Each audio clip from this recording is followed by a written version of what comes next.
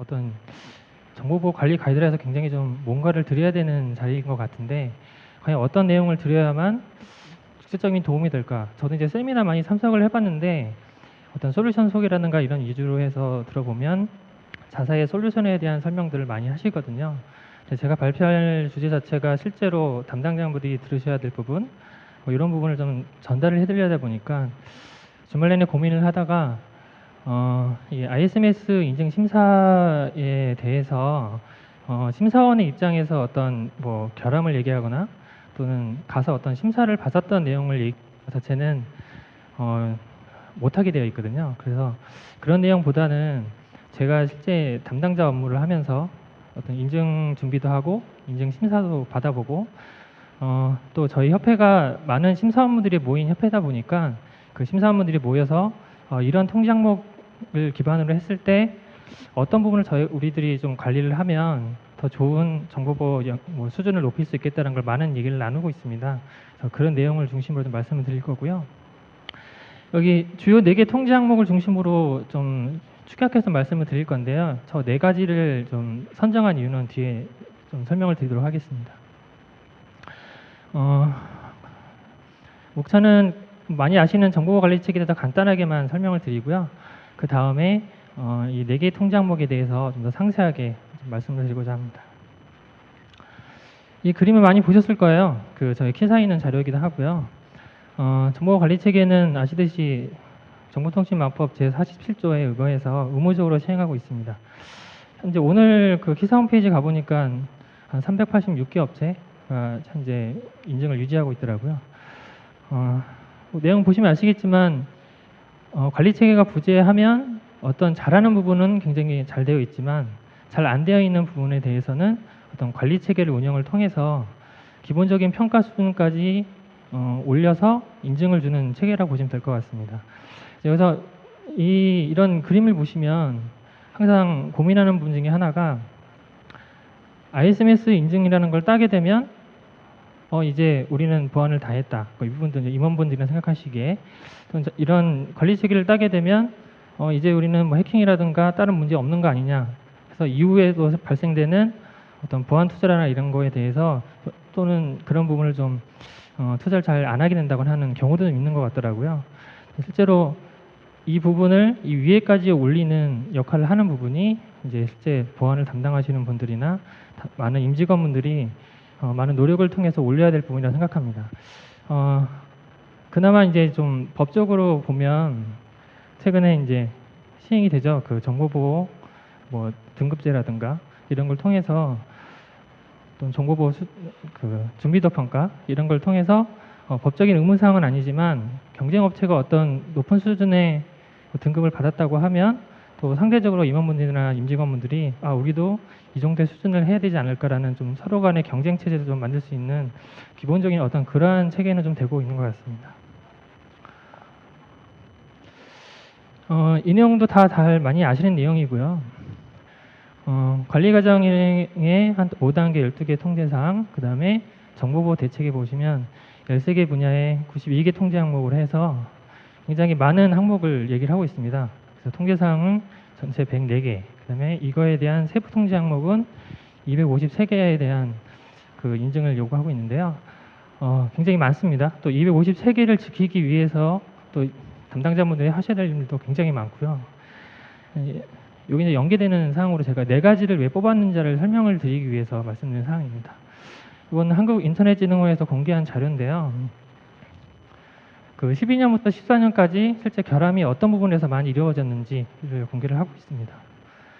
이 중에 사용자 패스워드 관리 부분 가장 많이 일어나고 있죠. 두 번째로 보안 시스템 운영 부분, 그다음에 세 번째로 네트워크 접근에 대한 부분, 네 번째는 접근 관한 검토. 이게 총 4가지에 대해서 많이 발생하고 있었던 또는 3년 동안 계속 이루어져서 계속 발생하는 결함에 대한 부분에 대해서 각 통제 항목들을 어떤 부분을 좀 중요하게 보셔야 되는지 이런 부분에 대해서 한번 설명을 드리고자 합니다.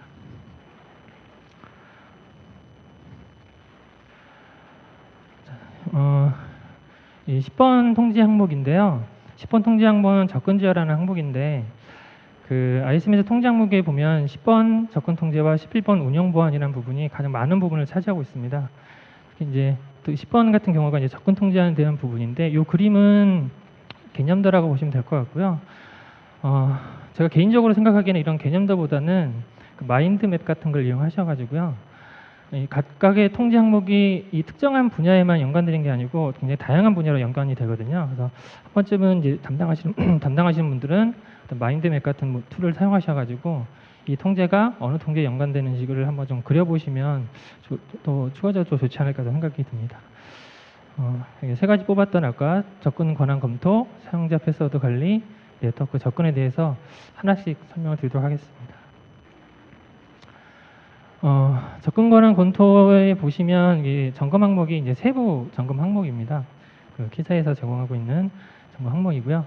가장 중요한 키워드를 보시면 분류 체계를 수립해라. 그 다음에 이러한 부분에 대해서 검토해라. 또 이런 접근 권한에 대한 문제가 생기면 이에 따른 이상 징후를 발견해서 조치를 해라. 이 세 가지 항목으로 크게 보실 수 있는데요.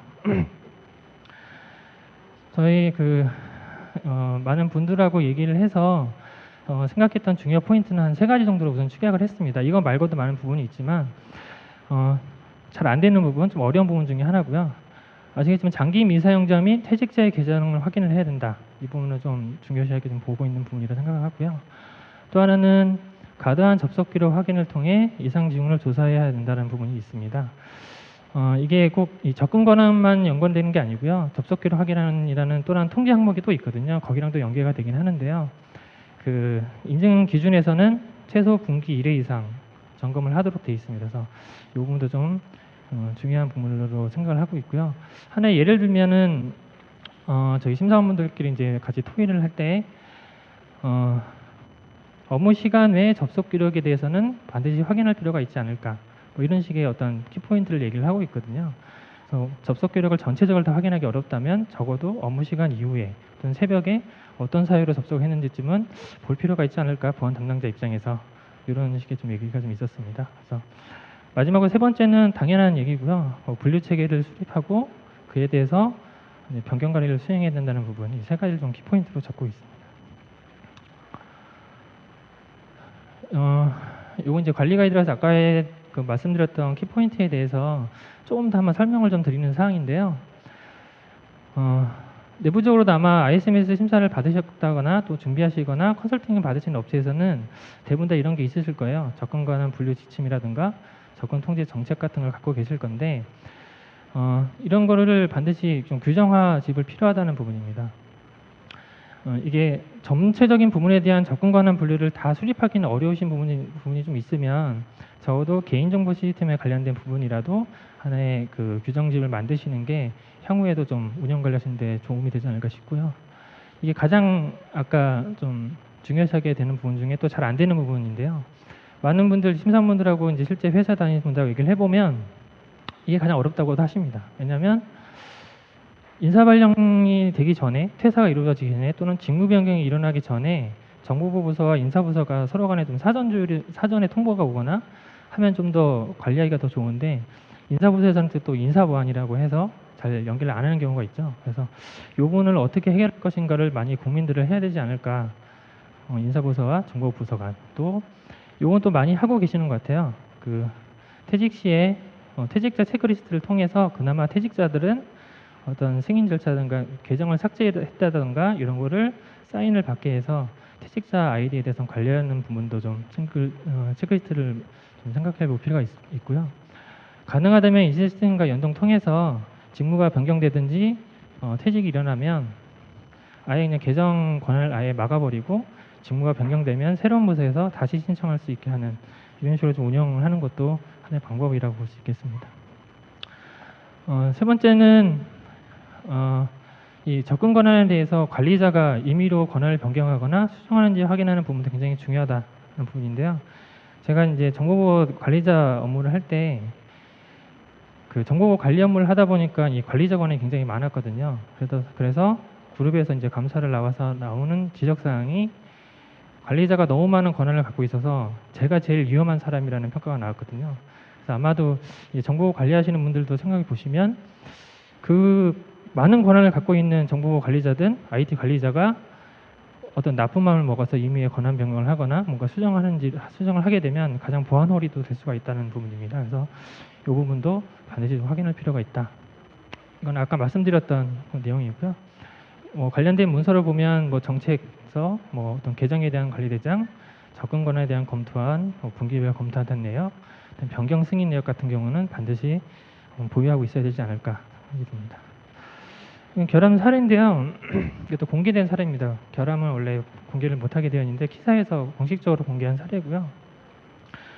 아까 말씀드렸던 내용이 다 들어가 있어요. 퇴사 및 팀 변경 시 해당 권한 변경이 좀 지연되는 부분이 좀 많다. 그다음에 장기간 사용하지 않는 계정 횟수가 지연되는 경우가 많다. 이 장기간 사용하지 않는 계정 횟수 지연은 아마도 이런 접근 권한 검토를 계속 이행을 하시면 또는 이런 권한 변경 지연 부분도 접근 권한 검토를 통해서 많이 좀 줄일 수 있는 부분이 아닐까 생각이 됩니다. 다음은 사용자 패스워드 관리 부분인데요. 이 부분은 솔직히 많이들 알고 계세요. 안전한 사용자 패스워드 관리 절차, 개인정보 기술적 관리적 보조치에 보시면 세 가지 조합이 8자리, 2가지 조합이 10자리 이상으로 해야 된다. 라든가 이런 기본적인 내용들이 굉장히 많이 알고 있는 내용에도 불구하고 아까 사례를 보셨지만 12년과 14년에는 가장 제일 많은 결함을 받는 항목이고요. 13년도에도 두 번째로 결함을 많이 받는 부분입니다.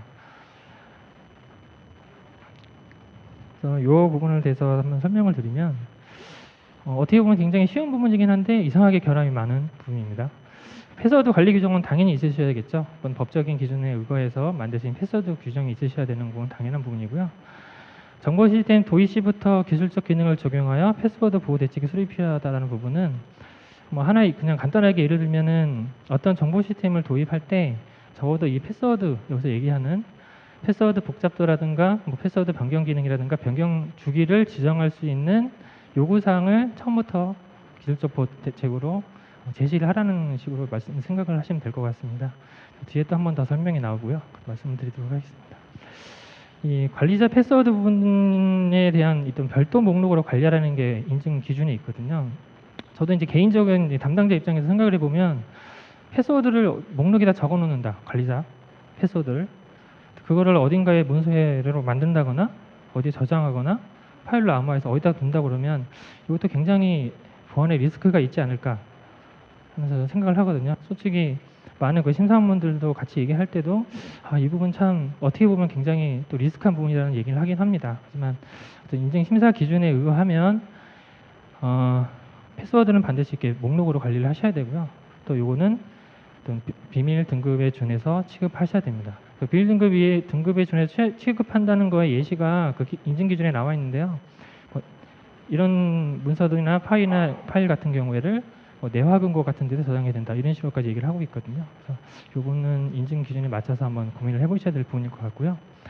네 번째로 일반 사용자들에게 패스워드 관리 책임이 있다는 걸 알려주는 교육이라든가 홍보라든가 안내 등을 통한 부분은 가장 기본적으로 있어야 될 사항인 것 같습니다. 좀 내용이 좀 많이 적혀 있긴 한데요. 첫 번째는 당연한 내용이라 좀 넘어가고요. 두 번째 같은 경우에도 바로 이제 결함 사례도 말씀을 드리긴 하겠지만 제조사 솔루션에 대한 기본 패스워드 변경 안 하는 결함 사례가 많이 있다고 키사에서 발표를 한 게 있습니다. 그래서 이런 걸 반드시 챙겨주셔야 될 부분이고요. 패스워드 일방의 암호화 및 안전한 알고리즘 적용. 당연한 내용이죠. 당연한 내용이니까 많이 알고 계시지만 쉽지 않은 또는 솔루션이라든가 시스템에서 지원하지 못해서 이런 경우가 발생하기도 하는 것 같습니다.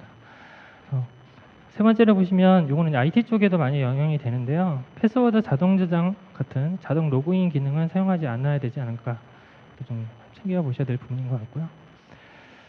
네 번째는 정보보호 솔루션들이 대부분 다 이제 주기적 패스워드 변경 기능을 지원을 하는데 미지원하는 솔루션들이 있어요. 오래된 솔루션들도 마찬가지고요. 그런 경우에는 보통 다 수동 작업을 하신다고 합니다. 수동 작업을. 그래서 요거를 수동 변경하실 때는 반드시 작업일지 등을 통해서 증적을 반드시 남기셔야 되는 부분도 좀 챙기셔야 될 부분일 것 같고요.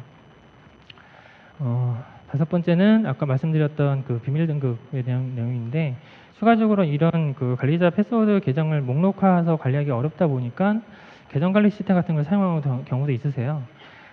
계정 관리 시스템을 통해서 관리자 패스워드까지 다 같이 관리하시는, 이럴 경우에는 마찬가지로 계정 관리 시스템 내에 이런 변경자가 누군지, 변경 일시가 언제인지를 남을 수 있도록 이런 기록되는 조치는 반드시 필요한 것 같습니다. 아까 말씀드렸던 그 새로운 솔루션 도입 시에 기술적인 보안에 대한 제한 요청서에 그런 기능을 넣어야 된다는 부분도 있고요. 추가적으로 내부적으로 갖고 계시는 보안성 검토 절차를 많이 갖고 계시는데, 보안성 검토 절차 중에 이런 내용들에 대해서 어떤 보안부서가 승인을 받은 이후에 운영이 가능하도록 절차를 만들면 적어도 이런 어떻게 보면 되게 간단한 부분에 대해서 잘못되는 부분이 많이 안 나오지 않을까라는 절차를 좀 필요하지 않을까라는 얘기가 좀 있었습니다. 관련 부서는 참고하시면 될 것 같고요. 결함 사례가 거의 연별로 오픈이 됐고요. 보시면은 좀 차이가 좀 있습니다. 이 13년도 설명의 자료집은 이제 12년도 거거든요. 그래서 12년도와 13년도에 보면 대부분이 다 주기적 변경 미수행이라든가 디폴트 패스워드 변경 부분에 좀 많이 결함이 있었는데요. 15년, 그러니까 올해 4월 29일에 있었던 설명의 자료집에 보면 이게 14년도입니다. 그래서 대부분이 이런 기본적인 내용보다는 정책에 대한 미준수가 많이 있습니다. 그래서 실질적으로는 이런 이제 어떤 기술적 조치들은 많이 하고 계시는데, 상대적으로 어떤 기업에서 정한 패스워드 기준을 안 따르는 경우가 좀 많더라. 이걸 좀 볼 수가 있을 것 같고요. 그래서 기술적인 부분을 조치함과 더불어서 내부적으로 갖고 계시는 패스워드 규정을 잘 적용할 수 있도록 그런 부분을 좀 챙기셔야 될 것 같습니다. 네트워크 접근 부분은 솔직히 내용이 많거든요. 7가지나 되는 세부 항목이 있고요.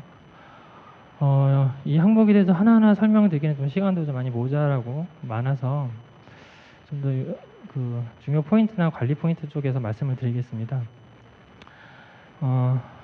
네트워크 접근에 대한 통제이기 때문에 각각 구간별로 외부나 내부 공개 서버, DB 서버 구간 등이 서로 다른 위치에 있어야 되고, 또 중요도나 업무 목적에 따라 적절한 접근 통제를 수행해야 된다는 부분이 가장 키포인트인 것 같고요. 이런 통장 목적 이런 것도 있어요. 아시겠지만 DB와 왓슨은 내부망에 위치하고 웹서버는 DMZ에 위치해야 된다. 이런 식으로 실제로 가이드적으로 나온 것도 있고요. 그게 아마 ISMS도 있고 PIMS도 있습니다. 대신에 웹과 왓스가 같이 운영되는 하나의 서버에서, 하나의 솔루션에서 운영되는 경우에는 예외 처리할 수 있다. 이런 식으로 예외 처리가 있긴 하지만, 기본적으로는 DB와 왓스는 내부망, DMZ에는 웹서버를 할 수 있는 그런 기본적인 구성은 좀 필요하실 것 같고요. 두 번째는 항상 나오는 얘기입니다. 규정이 있어야 되고 승인 절차가 있어야 된다. 이건 당연한 내용이라서 이거보다 어쩌면 당연한 내용이지만 굉장히 중요한 포인트가 될 것 같고요. 세 번째는 아시겠지만 망분리 관련된 대상자들이 있으시기 때문에 망분리에 관련돼서는 반드시 확인을 하셔야 되고요. 망분리를 이제 진행하다 보니까 내부적으로는 속도 저하라든가 이런 이슈들이 많다고들 얘기를 하시더라고요. 서로 얘기를 해보면. 그래서 PC에 SSD로 변경한다거나 여러 가지 방법으로 좀 속도 개선을 하고 계시는데, 망분리는 법적인 의무 사항이기 때문에 망분리의 대상자 리스트를 정확하게 관리하시고, 이 망분리 대상자가 어떤 사유에 의해서 망분리 대상자가 되는지 이런 것까지 다 연관돼서 관리를 하실 필요가 있다고 봅니다. 네 번째는 외부 정보통신망에서 내부 시스템 접속 시에 안전한 인증 수단을 적용해야 된다는 부분이 있고요. 예전에 개인정보의 기술적 관리적 보호 지침에 보면 정보통신망법의 정보통신망을 통해서 들어오는 경우에는 공인인증서 등 이런 식으로 해가지고 공인인증서 같은 어떤 특정한 매체를 제시를 했었거든요. 근데 요새 이제 규제가 많이 변경되면서 안전한 인증 수단 적용하는 걸로 변경이 됐을 겁니다. 그래서 이런 부분 한 번쯤 고민을 해보셔야 될 부분인 것 같고요.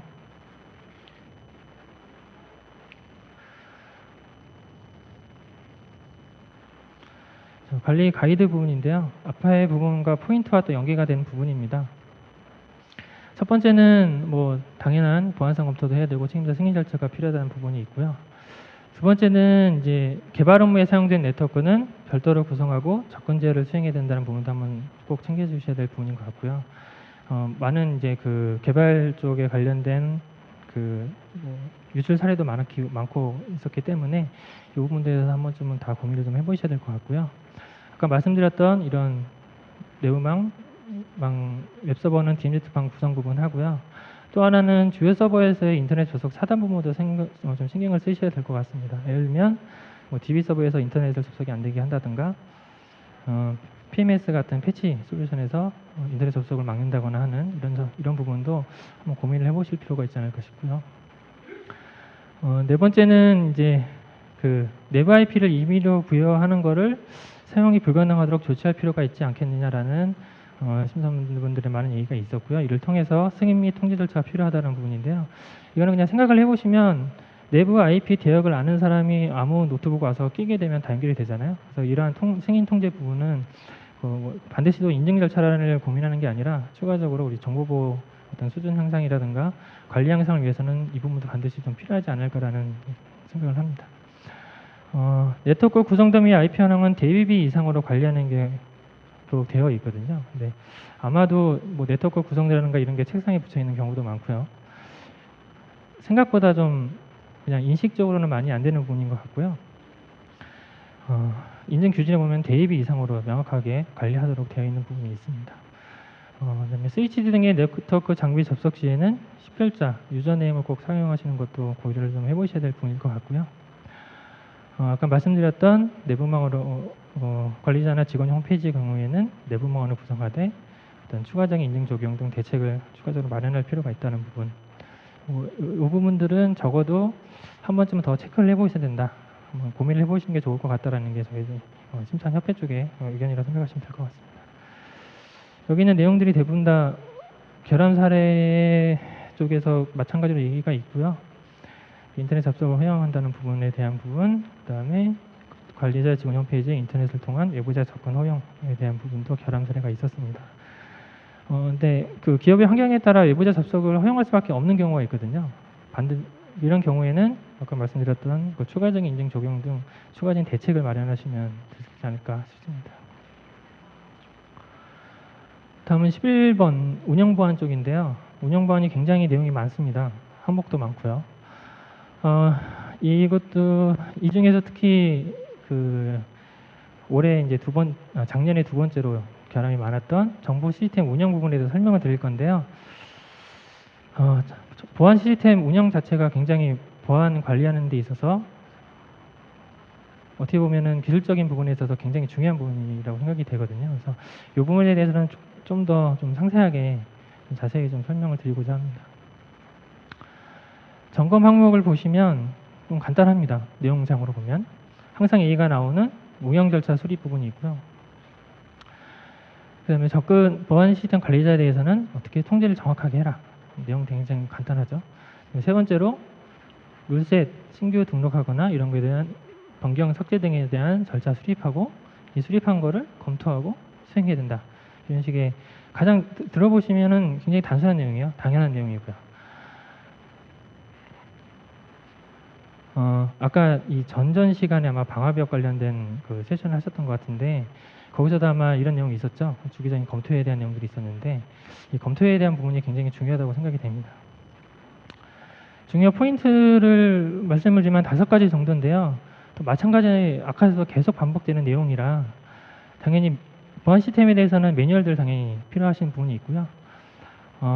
대신에 보안 시스템은 굉장히 중요 시스템이기 때문에 별도의 운영 및 관리 절차를 마련할 필요가 있다고 실제로 인증 기준에서 나와 있습니다. 그래서 가능하면 각각 보안 시스템별로 어떤 절차와 기준을 마련하시는 게 좋고요. 그냥 간단하게 예를 들면 뭐 IPS를 운영하시면 IPS 운영 관리 지침, 그다음에 뭐 DLP를 운영하시면 DLP 운영 관리 지침, 뭐 이런 식으로 해서 각각의 보안 시스템별로 명확한 규정과 절차를 가지시는 게 중요할 것 같습니다. 나머지 내용은 그게 따로 설명을 드리지 않아도 이것만 보셔도 어려운 부분이 없으셔가지고요. 대신에 세 번째에 있는 조직 특성에 맞는 보안 솔루션의 구축 운영 방안 수립이라는 부분에 대해서 한 번 더 설명을 드리면 이게 그 한국인터넷진흥하고 한국침해사고 대응 협의회에서 만든 침해사고 대응팀 구축 운영 안내서라는 부분이 있습니다. 여기 가시면 이런 스텝별로 어떤 분류별로 해서 어떤 솔루션을 정의를 해놓긴 했는데요. 생각하시기에 뭐 1등급을 스텝 2를 했으니까 다음엔 스텝 2고 그 다음에 스텝 3이고 이런 개념은 아닙니다. 그래서 뭐 방어벽이 다음에 꼭 IDS를 도입하고 그다음에 IPS를 도입하고 이런 개념은 아니고요. 이 관련된 이 자료를 가서 보시면 생각보다 굉장히 잘 돼 있거든요. 굉장히 잘 돼 있기 때문에 이 자료를 보시고 어떤 자기 회사의 환경에 맞춰서 어느 부분을 도입을 해서 어느 부분을 관리할 것인지를 정하시면 될 것 같습니다. 보안 시스템 공통 부분인데요. 좀 내용이 많은데 중요한 부분만 말씀드리면 보안 시스템 운영 절차는 앞에서부터 계속 말씀드렸던 부분이라서 추가적인 설명은 안 드리고요. 관리자의 계정 부분에 대해서는 특히 계정 유형별 권한의 부여에 대해서는 한번 좀 생각해 보시면 좋을 것 같고요. 시스템 관리자가 많으면 많을수록 보안 홀이 많을 수 있기 때문에 그 시스템 관리자나 일기 관리자를 구분해서 잘 관리 개정을 할 필요가 있을 것 같고요. 운영 관리 쪽은 정말 많은 내용이 있습니다. 이 중에 두 번째 거, 이 모니터링 부분을 말씀드리면 많은 솔루션을 도입했지만 이게 모니터링이 안 되면 아무 소용이 없거든요. 그래서 이 모니터링 방안에 대해서는 굉장히 많은 고민을 좀 많이 하셔야 될 것 같고요. 네 번째 있는 정기적인 검토를 통해서 현행화 작업. 이 부분이 아까 많이 얘기가 있었죠. N이나 올 정책이라든가 완료나 외의 정책 확인하는 부분. 이 부분이 굉장히 중요한 항목 중에 하나라고 생각을 합니다. 다음은 보안 장비나 룰셋 점검 부분인데 이것도 이제 뭐 하나하나 설명드리면 너무 내용이 많아서요. 간단하게 말하면 이런 IPS나 웹방어벽처럼 어떤 패턴 업데이트가 일어나는 부분에 대해서는 업데이트 관련된 부분을 좀 중점적으로 좀 관리하실 필요가 있다는 부분을 좀 말씀을 드리고 싶고요. 낙이라든가 DLP라든가 DRM처럼 어떤 관리를 하지만 예외 처리를 하게 되는 그런 부분에 대해서는 어떤 암호 해제 권한자라든가 예외 사용자 같은 이런 보안, 어떻게 보면 또 보안 홀이 될 수 있는 부분에 대해서는 추가적인 관리가 필요하다고 생각이 됩니다.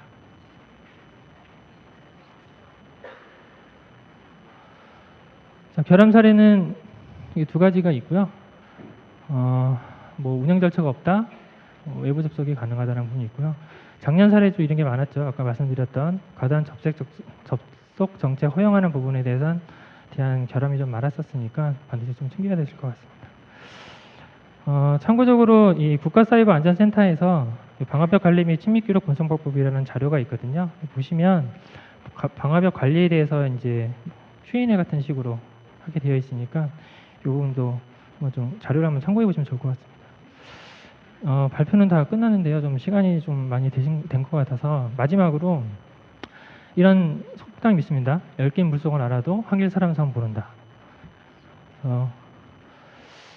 그 유출 사고를 보면 서양 기업은 서버나 운영 체제의 보안 취약점으로 인한 사례가 많다고 합니다. 근데 아시아 기업, 한국이나 중국 같은 경우에는 그런 거 플러스 내부 직원의 개인정보 유출된 사례가 굉장히 많다고 하거든요. 기업 문화에 대한 차이도 있는데 보통의 서양 기업은 어떤 허가를 통해서 진행하는 반면에 아시아 기업은 사원 대리, 신입사원들 다 포함해서 솔루션만 접속하면 고객의 개인정보 파악이 가능하다는 어떤 업무 형태를 가지고 있다고 하고요. 이런 생각도 있다는 거죠. 우리 저거는 그렇지 않겠지라는 생각이 굉장히 많다고 합니다. 그렇다고 해서 뭐 직원을 믿지 말자는 얘기, 뭐 이런 얘기는 아니고요. 여기서 말씀드리고 싶은 거는 인식 교육만으로는 부족하고 많이 계속 얘기하고 있는 관리 체계를 수립해서 지속적인 확인과 또 확인을 해야 된다는 걸 말씀드리고 싶었고요.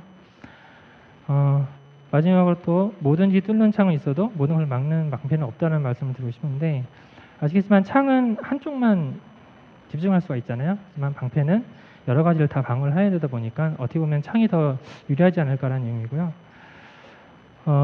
다른 기업이 왜 뚫렸는지 분석하고 해당 취약점을 개선하면 약 80%를 차진할 수 있다는 얘기가 있고요. 최신 보안 기술을 도입함으로써 보안 시스템 경고에 구축하면 15%를 차단할 수 있다는 얘기가 있습니다. 그래서 전체적으로 보면 95%를 차단할 수 있다는 거라고 볼 수가 있고요. 나머지 5%에 대해서 뚫리는 것을 막을 수 없지만 어떻게 이거를 최소화할 수 있을까? 이런 부분을 고민해야 된다는 내용을 말씀드리겠습니다. 이 내용은 IT 동화 칼럼에 나와 있는 내용인데요. 제가 굉장히 좀 이 칼럼을 읽고 나서 굉장히 좀 마음에 드는 칼럼이라서 한번 소개를 드렸습니다. 네, 그럼 여기서 마치도록 하겠습니다.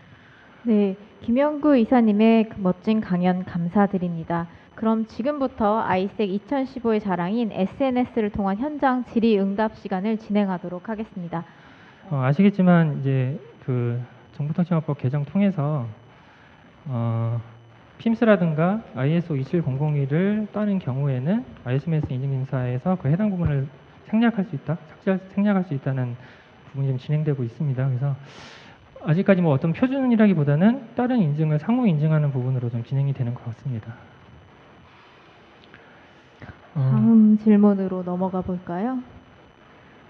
두 번째 질문 같은 경우가 많이들 좀 고민하시는 분인 것 같고요. 실제 업무를 하는 거랑 인증만을 위한 업무를 하게 되면 굉장히 서류 작업이 많거든요. 관리 체계 자체가 증적 자료를 요청하다 보니까 뭐 어떤 유의할 점이거나 공고한다는 내용보다는 인증은 아까 제일 처음에 말씀드린 것처럼 가장 기본 체계를 만드는 거거든요. 평가 기준을 만드는 수준. 그래서 그 기준을 해서 더 높은 수준으로 가는 거는 어쩔 수 없이 기업 담당자들이 해야 될 몫이라고 생각을 합니다. 그래서 이거가 어떤 그냥 인증을 위한 준비라고 생각하지 마시고 기본적으로 지켜야 될 인증, 기본적으로 지켜야 될 항목이라고 생각하시고 거기서 어떻게 더 발전할 건지, 어떻게 더 관리를 잘할 수 있을 건지 이런 걸 계속 고민하시는 게 좋을 것 같고요.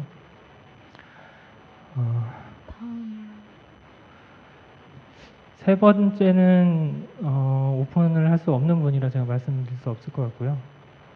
네 번째도 아까 준수하지 않는 항목 같은 경우에는 오픈이 못하게 되어 있습니다.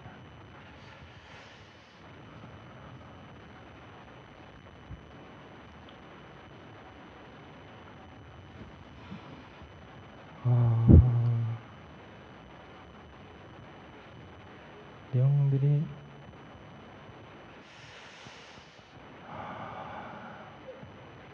다들 비슷한 내용들을 하셔서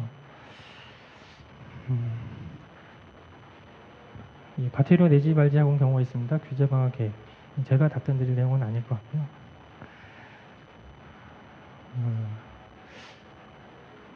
대부분 다 어떤 아까 보안 홀에 대한 내용들이 있는 것 같은데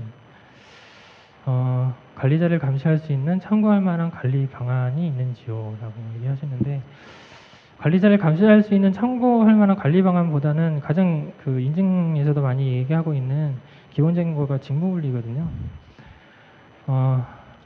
뭐 기업이 이제 작다 보면 또 직무분리 더 어려우니까 서로 상호 간의 관리 감독 어떤 로그 분석 요거가 어쨌든 하나의 방법이 될 것 같다고 생각이 되고요.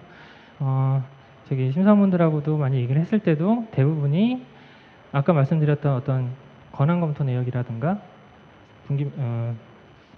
접속 기록 내역 분석이라든가 이런 걸 통해서 서로 간에 관리를 합니다. 그래서 관리자가 점검을 하는 게 아니라 다른 사람이 점검을 하는 서로 간에 점검할 수 있는 체계로 가시는 게 맞을 것 같고요. 가장 기본적인 거는 관리자가 자기가 자기 걸 점검을 직접 하는 것만 좀 피하시는 게 어떨까 하는 생각이 좀 듭니다. 네, 김 이사님 마지막 질문 하나 더 받을까요?